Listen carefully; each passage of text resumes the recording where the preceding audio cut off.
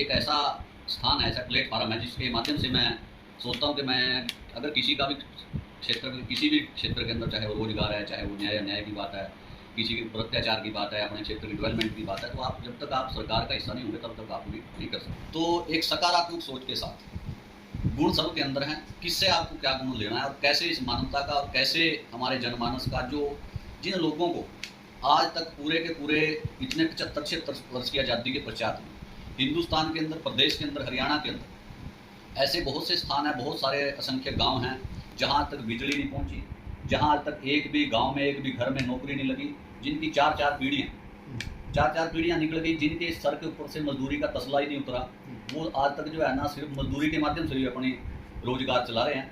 ऐसी अगर सारी सरकारें हैं, इस बीच में भारतीय जनता पार्टी का वर्तमान में भी शासन चल रहा है, पूर्व में कांग्रेस ने बहुत लंबे समय तक देश के ऊपर राज किया, प्रदेश के ऊपर राज किया, हमारे इस हल्का नारायणगढ़ के ऊपर राज किया, परंतु आज भी ऐसी परिस्थिति है कि हमारे इस, अगर मैं अपने क्षेत्र की बात, हमारे इस क्षेत्र के अंदर ऐसे असंख्यक गांव जहां तक उन घरों में आज तक भी एक भी चपरासी की नौकरी नहीं मिली। विदेश में बैठे राष्ट्र कदम विचारधारा के दर्शकों को, हमारे शुभचिंतकों को, सबके चित्त में विराजमान परमपिता परमात्मा का हमारा प्रणाम स्वीकार हो।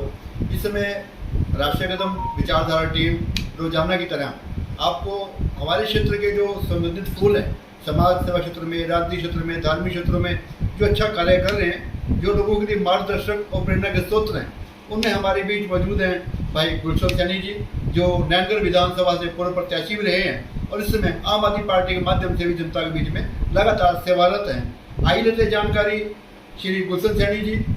मैं थोड़ा 15 मिनट 20 मिनट औपचारिक बातचीत हुई, इनकी विचारधारा को जजमेंट किया।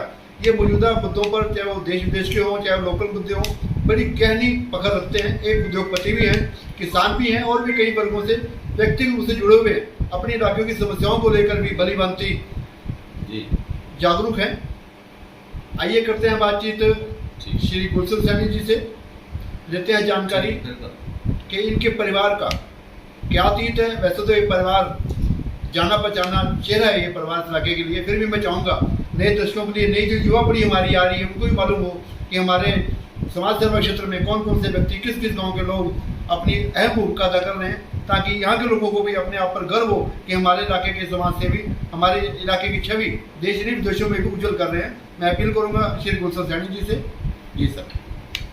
नमस्कार अशोक बांगवी जी, आपका राष्ट्रीय कदम के और विचारधारा के जितने भी मेरे साथीगण प्रत्यक्ष से आपके इस चैनल से जुड़े हुए हैं, उनको मैं सादर नमस्कार करता हूं।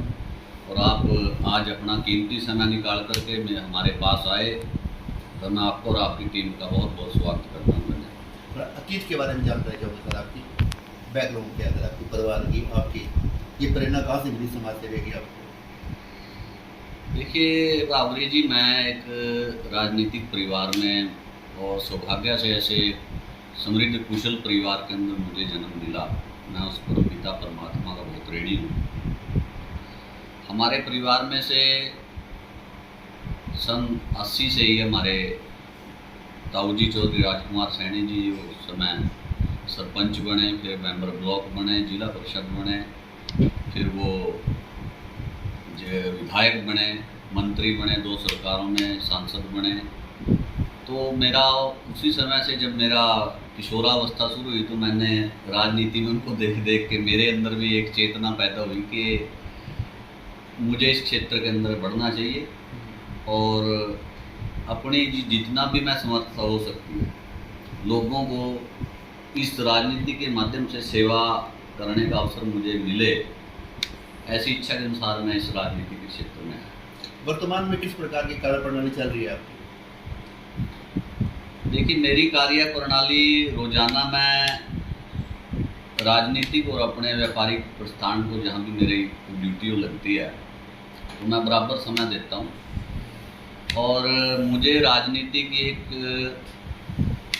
एक ऐसा स्थान है, ऐसा प्लेटफार्म है जिसके माध्यम से मैं सोचता हूँ कि मैं अगर किसी का भी क्षेत्र में, किसी भी क्षेत्र के अंदर, चाहे वो रोजगार है, चाहे वो न्याय की बात है, किसी के ऊपर अत्याचार की बात है, अपने क्षेत्र की डेवलपमेंट की बात है, तो आप जब तक आप सरकार का हिस्सा नहीं होंगे तब तक आप पूरी नहीं कर सकते। निजी तौर पर आप कुछ भी कर सकते हैं, पर पूर्ण रूप से इसको लागू करने के लिए, समानता के लिए आपको राजनीति में आना ही पड़ता है। और आने में जब तक आप राजनीति में पूर्ण रूप से स्थापित न हो तब तक आप अपने एजेंडे को लागू नहीं कर सकते। निष्पक्ष बात से इसमें देश और प्रदेश के क्या हालात नजर आ रहे हैं आपको? आज देखिए, देश में और प्रदेश के अंदर दो प्रकार की ताकतें काम कर रही हैं। चाहे वो किसी भी राजनीतिक दल के अंदर है, कोई भी राजनीतिक दल है, उसके अंदर आपको अच्छे लोग, अच्छी विचारधारा के लोग भी मिलेंगे, और जो एक नेगेटिविटी फैलाने वाले लोग हैं, समाज को तोड़ने वाले लोग हैं,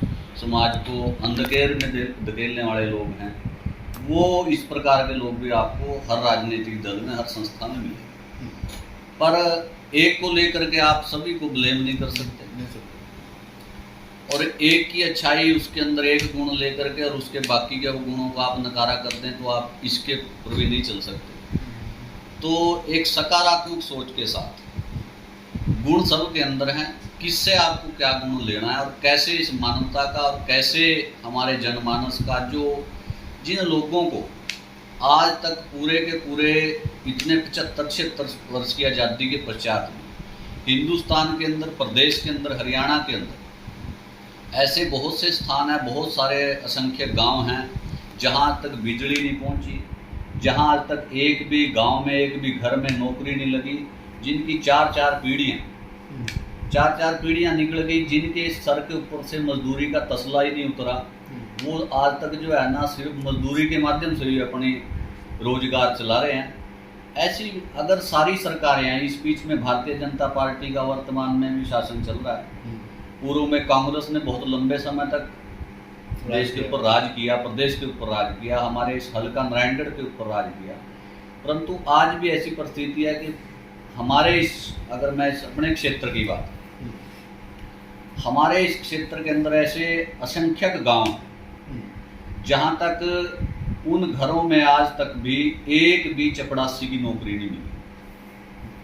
सारी सरकारें आई, आज हमारे क्षेत्र के अंदर लगभग इस नारायणगढ़ विधानसभा का 75% इलाका ऐसा है, आज तक सरकारी बसों की वहां पर व्यवस्था नहीं हुई, जन सुविधा भी नहीं मिली अब तक लोगों को। आज तक ऐसे बहुत सारे गांव हैं जिनका रास्ता नारायणगढ़ शहर से या नारायणगढ़ हल्का से नहीं जुड़ा हुआ।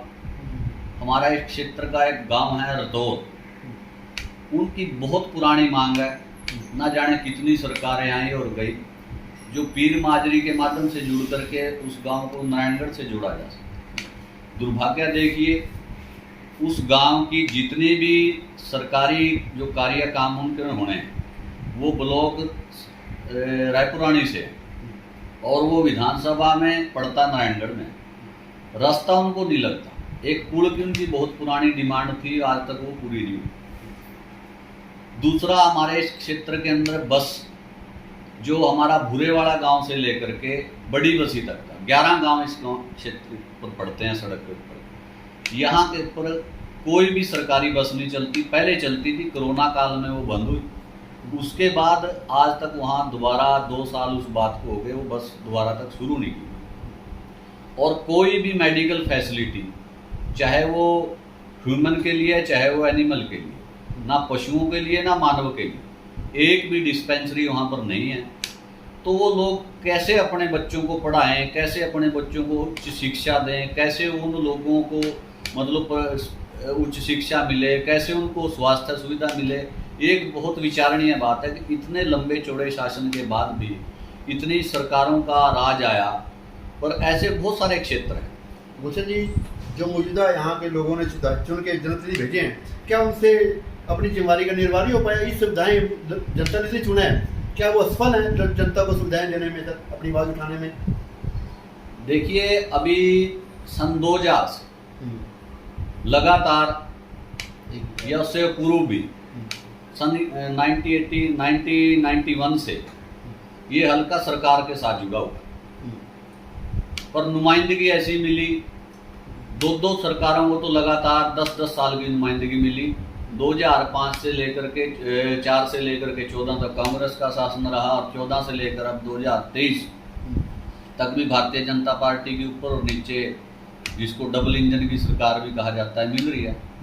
पर आज नारायणगढ़ के अंदर अगर कोई भी गवर्नमेंट चाहे वो कांग्रेस की या भारतीय जनता पार्टी की, श्वेत पत्र जारी कर करके कि कितने इस क्षेत्र को रोजगार मिले, कितने इस क्षेत्र के अंदर डेवलपमेंट आई, कितने कॉलेज आए, कितनी यहाँ शिक्षा के बारे में क्या काम हुआ। 97 के अंदर चौधरी बंसीलाल जी जब हरियाणा के मुख्यमंत्री थे तो उस समय यहाँ पे स्थानीय विधायक राजकुमार सैनी जी के प्रयासों से जेबीटी आई थी, एमए की क्लासेज आई थी। आज एमए की सिर्फ 3 क्लासें यहाँ पर आएगी हमारे नारायणगढ़ कॉलेज में, और जेबीटी की शिक्षा जो ट्रेनिंग दी जाती थी वो कब की बंद हो चुकी। इसलिए कितनी बड़ी असफलता है जो शिक्षा के लिए हमारे बच्चों को यहाँ से अम्बाड़ा या दाएं बाएं कहीं भी पंचकुला तक जाना पड़ता।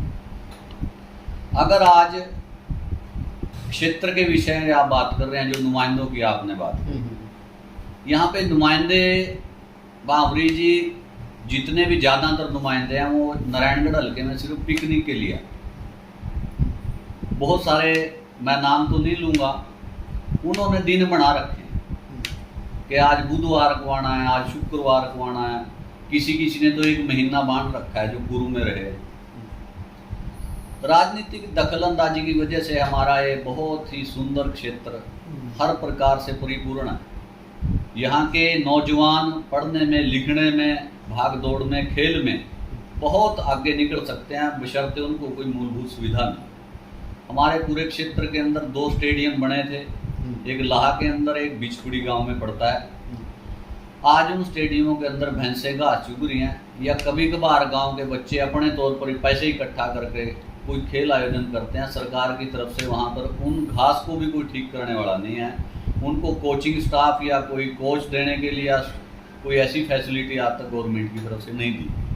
अच्छा जी, अब देखो सबसे बड़ी समस्या युवाओं की है। युवा यहाँ रोजगार न मिलने के कारण या तो नशे का अधीन होता जा रहा है या विदेशों में भाग रहा है। कि नशे की जो जाल फैलता जा रहा है, इसको सर किस प्रकार की चिंता व्यक्त करते हैं इलाके वासियों की ओर से? ये बहुत ही चिंता का विषय है। पहले ये चिंता हमारी शुरू हुई थी जब ये काम पंजाब के बहुत सारे नौजवान पंजाब को छोड़ करके विदेशों में जा गए। कुछ तो ऐसी अनहोनी घटनाएं अब पूर्व में हमारे क्षेत्र में भी कई जगह पर हुई। लोग जिसे वो डंकी के माध्यम से जानते हैं, ना जाने कैसे रस्तों से माँ बाप अपने ज़मीन के टुकड़े बेच करके उन कलेजे के टुकड़ों को विदेश भेजते हैं कि वो पढ़ें लिखें या कोई अपना रोजगार का एक उचित साधन देखें। पर जब उनको फ़ोन के माध्यम से पता लगता है कि आपके बेटे की वहाँ पर वो रहा ही नहीं, क्या वो दुनिया छोड़ करके चला गया, तो कितनी एक कमजोरी एक सरकारों के सामने है। अब पूर्व में 10 साल लगातार कांग्रेस का शासन, कांग्रेस ने सिर्फ क्षेत्रवाद के नाम पर हमारे युवाओं को सिर्फ सब्ज बाग दिखाए। नौकरी भूपेंद्र सिंह हुड्डा अपने रोहतक के अंदर ले गए। आज वो ना जाने किस मुंह से प्रदेश के अंदर मुख्यमंत्री बनने की चाहना रख रहे हैं। और मैं अपने क्षेत्र की भोली-भाली जनता से भी निवेदन करूंगा, ये वही हुड्डा था जिसने आप लोगों की नौकरियां काट करके, नारायणगढ़ हिस्से की नौकरियां काट करके, हमारे अम्बाड़ा जिले की नौकरियां काट करके, आसपास के जिलों की नौकरियां काट करके सिर्फ अपने क्षेत्र में अपने सीट को जीतने के लिए, अपने पार्लियामेंट और अपने विधानसभा क्षेत्र को मजबूत करने के लिए हमारे हिस्से की नौकरियां तो काट करके लगाई हैं। ऐसा नहीं है कि वहाँ के नौजवान ज़्यादा पढ़े लिखे, हमारे हिस्से की नौकरी काट करके वहाँ ले गया। दुख इस बात का है कि हमारे जो उस समय के नुमाइंदे हैं, वर्तमान में हैं कांग्रेस के नुमाइंदे, उन्होंने आज तक इस बात को लेकर के एक बार भी कोई वक्तव्य या कोई ऐसा दुख जाहिर नहीं किया कि हमारे हिस्से की नौकरियां करके चली गई। एक बार भी आवाज़ उठाना मुनासिब नहीं समझा। उसके बाद भारतीय जनता पार्टी की सरकार आई, उन्होंने भी एक सिस्टम को ठीक करने का प्रयास किया कि चलो बिना खर्ची बिना पर्ची। उसके अंदर भी HPSC के बहुत सारे मामले आप लोगों के सामने हैं, तो बिना पर्ची बिना खर्ची भी उसको कैसे बोल सकते। हमारे क्षेत्र के साथ भावरी जी हमेशा से भेदभाव होता है। आपका इलाके लोग जिला बनाने की मांग भी करते आ रहे हैं, उनका क्या क्या कहना, क्यों मांग कर रहे हैं जिले की तरफ? मैं उसके अंदर, जब मैंने 2019 के अंदर चुनाव लड़ा तो मैंने अपना जो घोषणा पत्र दिया था उसके अंदर मेरी सबसे पहली डिमांड यही थी कि हमें नारायणगढ़ को जिला बनाए। हमारे बहुत से पत्रकार साथी, हमारे बहुत से समाज सेविक संस्था इसमें बहुत तन मन धन से लगे हुए हैं। मैं उनको बहुत बहुत शुभकामनाएं इस काम के लिए देता हूँ। वो अपने तौर पर कर रहे हैं, बहुत सारे प्रदर्शन उन्होंने किए, बहुत सारी मांगे, बहुत लीडरों को वो मिले, परंतु मैं अपने इन साथियों से या पूरे क्षेत्रवासियों से एक आपके माध्यम से एक निवेदन करना चाहूँगा, जब तक आप लोगों की राजनीति मजबूत नहीं होगी, आप लोगों को ना नौकरी मिलेगी, ना आप लोगों को जिला मिलेगा, ना आप लोगों को अच्छे स्टेडियम मिलेंगे, ना आप लोगों को अच्छी बसेस सर्विस मिलेंगी, ना कोई बड़े कारखाने आपके नारायणगढ़ के अंदर आएंगे, ना कोई सरकारी फैसिलिटी ऐसी आपको मिलेगी स्वास्थ्य के लिए। ये सारी चीज़ें राजनीति के तौर पर राजनीतिक लोगों ने एक ऐसा ताना बाना बुन करके, अब हमारे स्वास्थ्य की बात मैं करूं, हमारा जो जिसको नारायणगढ़ हॉस्पिटल है, मिनी पीजीआई कहा जाता है, आसपास का सडोरे का क्षेत्र, बिलासपुर का क्षेत्र, बराड़ा का क्षेत्र, रायपुरानी का क्षेत्र, बरवाड़ा का क्षेत्र लगभग इसके ऊपर डिपेंड था। आज ये मात्र एक सफेद हाथी बन गया। इसके अंदर डॉक्टर्स की, ये सिर्फ एक रेफरल हॉस्पिटल है, इससे रेफर किया जाता है पीजीआई वगैरह। आज क्षेत्र के अंदर डेंगू की इतनी महामारी फैली हुई है, पर दुख है लोगों को प्राइवेट हॉस्पिटलों के अंदर मजबूरन महंगा इलाज कराना पड़ रहा है। हमारी आज तक की सरकार, जो मैं भारतीय जनता पार्टी के यहाँ से नुमाइंदे रहे या वो नुमाइंदगी अब भी कोई किसी न किसी माध्यम से कर रहा है, उनसे भी मेरी प्रार्थना है कि हमारे ज़िले के स्वास्थ्य मंत्री हैं माननीय अनिल विज जी, बहुत ही कुशल राजनेता और कुशल प्रशासक हैं। अगर कोई ऐसी मांग या कोई ऐसा तरीके से उनके पास आज तक किसी ने भी कोई मांग नहीं रखी कि हमारे क्षेत्र की जो सुचारू रूप से चलनी चाहिए थी, ये तो हमारे नारायणगढ़ की बात है। आसपास की आप डिस्पेंसरियां जा कर के देखें, आपको जिन डिस्पेंसरी के ऊपर 20-20 गाँव डेवलप हैं, डिपेंडेंट हैं, उनमें आज तक आपको एक पीएन के अलावा कोई व्यक्ति नहीं, डॉक्टर स्टाफ कहीं पे भी नहीं है। और जैसा मैंने पहले बताया, अभी अगर आपको यहाँ से हमारे कड़ासन से आपको, जैसे हमारा एरिया पूजा विहार तक लगता है, अगर आपको रात को कोई इमरजेंसी किसी गरीब आदमी को जाना पड़ता है तो आप कैसे जाएंगे? कोई बस की कोई सर्विस नहीं है। नशे की लत जो आपने बात पूछी, नशा इतने चरम के ऊपर है कि नशे की अब आपको होम डिलीवरी लगी हो। प्रशासन कहाँ पर सोया हुआ है? रात को 9 बजे से लेकर के कितनी असंख्य नौजवानों की, हमारे क्षेत्र के बुजुर्गों की जा चुकी हैं। यहाँ से 50-50 टन के ओवरलोड के ट्रक, जब क्षेत्र के अंदर माइनिंग बंद है तो वो कहाँ से हो रही है? किसकी मिलीभगत से हो रही है? हमारे क्षेत्र के अंदर कम से कम 7 नदियाँ लगती हैं, मारकंडा जी, रूण जी, ये जो बेगना नदी है, कई काफ़ी नदियां नाले लगती हैं। और पीछे कई ऐसी घटनाएं हुई कि हमारे अपने नवयुवकों को डूबने में डूब गए, वो उनको अपनी जीवन लीला समाप्त करनी पड़ी।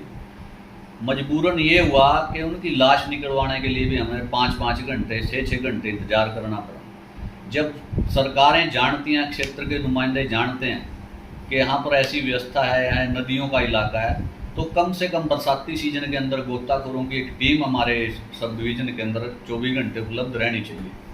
गुलशन जी, वैसे तो हरी नो तरीका नमता विस्तार बहुत है, बातों को अच्छी तरीके से आप एक्सप्लेन करते हैं। मेरा एक अंतिम सवाल जाऊँगा, आम आदमी पार्टी के माध्यम से भी आप संगठन मजबूत कर रहे हैं, इस विषय में आम आदमी पार्टी का क्या भविष्य है और किस प्रकार की जनता, नारायणगढ़ की जनता से अपील करते हैं आप?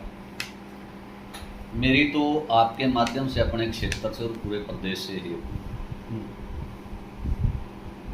ये क्षेत्र इसने हमें सब कुछ दिया, चाहे वो किसी भी राजनीतिक पार्टी से, चाहे वो कांग्रेस से कोई नुमाइंदा बना, बीजेपी से बना, इनेलो से बना, या कोई आम आदमी पार्टी से बनेगा, कोई आज़ाद बना, हमें इस माटी का कर्ज चुकाना है। चाहे वो राजनीतिक कार्यक्रम विभिन्न पार्टियों के चलते रहते हैं, भारतीय जनता पार्टी का बूथ का कार्यक्रम चल रहा है, कांग्रेस का हाथ से हाथ जोड़ने का कार्यक्रम चल रहा है, और इसी विषय में आम आदमी पार्टी का परिवार जोड़ो कार्यक्रम चल रहा है। हम ये कहना चाहते हैं, हमें इस नारायणगढ़ को जोड़ के रखना। नारायणगढ़ जुड़ा रहेगा दलगत राजनीति से ऊपर उठकर।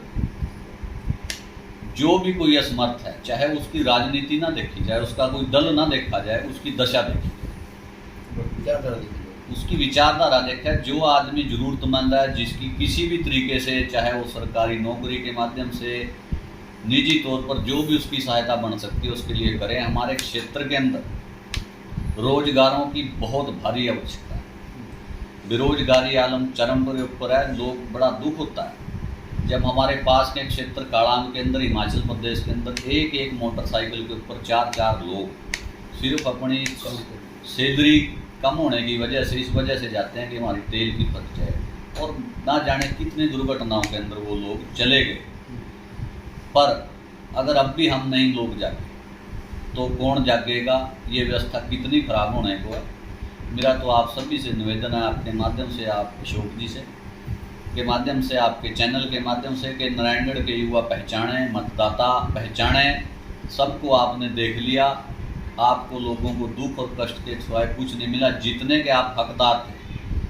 हमारी प्रदेश की राजधानी चंडीगढ़ के पास हमारा सटा हुआ पहला प्रदेश, पहला इलाका है, पहली कॉन्स्टिट्यूंसी हल्का नारायणगढ़ पंचकुला पड़ती है, दूसरा इलाका हल्का है, तीसरा नारायणगढ़ है, जो बिल्कुल पंचकुला से सटी हुई।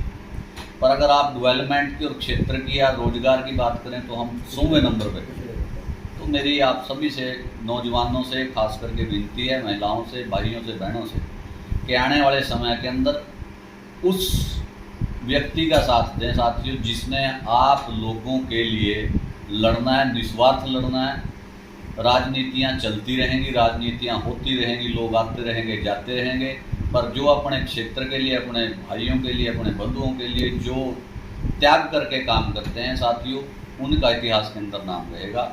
मेरी मौजूदा सरकार से भी कि वो इस क्षेत्र की सद्बुद्धि ले, जो इसकी शिक्षा की, स्वास्थ्य की, और जो बहुत भारी भयंकर नशे की, आज भी एक क्षेत्र के फतेहपुर गांव के अंदर 24 साल का एक लड़का नशे की वजह से आज अपनी जीवन लीला को छोड़ करके चला गया। बड़ा दुख होता है। सरकार ठोस कदम उठाए।